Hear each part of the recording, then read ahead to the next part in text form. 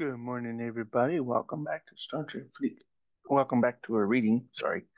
Welcome back to a reading of the Bible. We are in Isaiah 37, and this is after reading in chrono. And I believe I put an end card to chapter 36, um, where you can read chapter 19 of Second Kings before 37 before Isaiah 37. So read Second Kings 19 if you want to go chronological order after Isaiah 36, 2 Kings 19, and then Isaiah 37. So that's where we are now.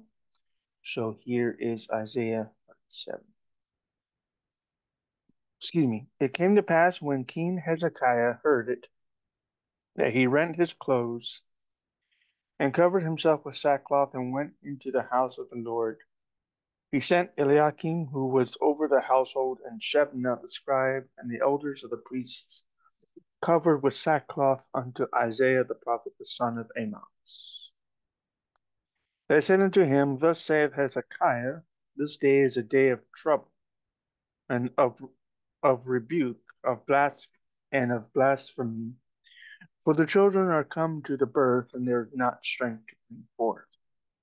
And maybe the Lord thy God will hear the words of Rabshakeh, whom the king of Assyria his master hath sent to reproach the living God, and will reprove the words which the Lord thy God hath heard. Wherefore lift up thy prayer for the remnant that is left. So the servants of King Hezekiah came to Isaiah. Isaiah said unto them, Thus shall ye say unto your master, Thus saith the Lord, Be not afraid of the words that thou hast heard, wherewith the servants of the king of Assyria hath blasphemed me. Behold, I will send a blast upon him, and he shall hear a rumor, and return to his own land, and I will cause him to fall by the sword in his own land. So Rabshakeh returned and found the king of Assyria warring against Libnah, for he had heard that he was departed from Lachish. He heard say concerning Karaka, king of Ethiopia, He is come forth to make war with thee.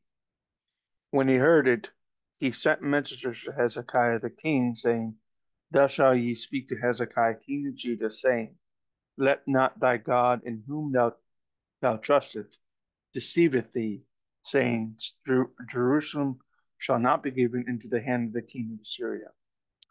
Behold, thou hast heard what the kings of Assyria have done to all lands by destroying them utterly. And shalt thou be delivered? Hath the gods of the nations, God, small g, plural, hath the gods of the nations delivered them, which my fathers hath destroyed, as goes on Haran and Razeph, Razeph, Rezeph, Razeph, and the children of Eden, who were in Telassar? Where is the king of Hamath, the king of Arphath, the king of the city of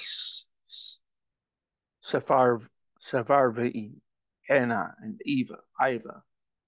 Hezekiah received the letter from the hand of the messengers and read it. Hezekiah went up unto the house of the Lord and spread it before the Lord. Hezekiah prayed unto the Lord, saying, O Lord of hosts, God of Israel, who dwelleth between the cherubims, thou art the God, even thou alone. For all the kingdoms of the earth thou hast or hath made heaven and earth. Incline thine ear, O Lord, and hear. Open thine eyes, O Lord, and see. Heareth all the words of Sennacherib, who hath sent to reproach the living God. Of a truth, Lord, the kings of Assyria hath laid waste all the nations and their countries, having cast their gods into the fire, for they were no gods, but the work of men's hands, wood and stone. Therefore they have destroyed them. Now therefore, O Lord our God, save us from his hand, that all the kingdoms of the earth may know that thou art the Lord, even thou only. Then Isaiah the son of Amoz sent to Hezekiah, saying, Thus saith the Lord God of Israel, whereas thou hast prayed to me against Sennacherib, king of Assyria. This is the word which the Lord hath spoken concerning him. The virgin, the daughter of Zion, hath despised me, and laughed thee to scorn. The daughter of Jerusalem hath shaken her head at thee. Whom hast thou reproached and blasphemed? Against whom hast thou exalted thy voice, lifting up thine eyes on high, even against the Holy One of Israel? But thy servants hast thou reproached the Lord. By thy by thy servants hast thou reproached the Lord, saying, By the multitude of my chariots am I come to the height of the mountains, to the sides of Lebanon, and I will cut down the tall cedars thereof, and the choice fir trees thereof. I will enter into the heights of his border, and the forests of his Carmel. I have digged and drunk water, and with the sole of my feet have I dried up all the rivers of the besieged places. Hast thou not heard long ago how I have done it, and of ancient times, and I have formed it? Now have I brought it to pass that thou shouldest speed to lay waste defenced cities into ruinous heaps. Therefore their inhabitants were of small power, or little power. They were dismayed and confounded. They were as the grass of the field, and as a green herb, as the grass of the hilltops, and as corn blasted before it be grown up. But I know thy abode and thy going out, and thy coming in, and thy rage against them, because thy rage against me and thy tumult is come up into mine ears. Therefore will I put my hook in thy nose and my bridle in thy hips, and I will turn thee back by which thou camest. There shall be a sign unto thee. You shall eat this year such as groweth of itself, and the second year that which springeth of the same. In the third year sow ye and reap and plant vineyards and eat the fruit thereof. The remnant that is escaped of the house of Judah shall again take root downward and bear fruit upward, for out of Jerusalem shall go forth a remnant.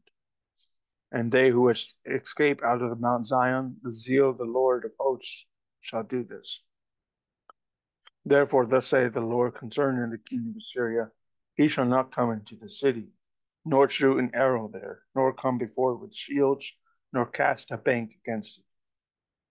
By the way that he came, by the same shall he return, and shall not come into the city, saith the Lord. For I will defend this city to save it for mine own sake, and for my servant David's sake. David's mentioned here. Then the angel of the Lord went forth and smote in the camp of the Syrians 185,000. So that's 185,000. And when they arose in the morning, behold, they were all dead corpses. So Sennacherib, king of Assyria, departed and went and returned and dwelt at Nineveh. It came to pass as he was worshipping in the house of Nisroch, his god, that Adramelech and Sherazar, his sons, smote Sennacherib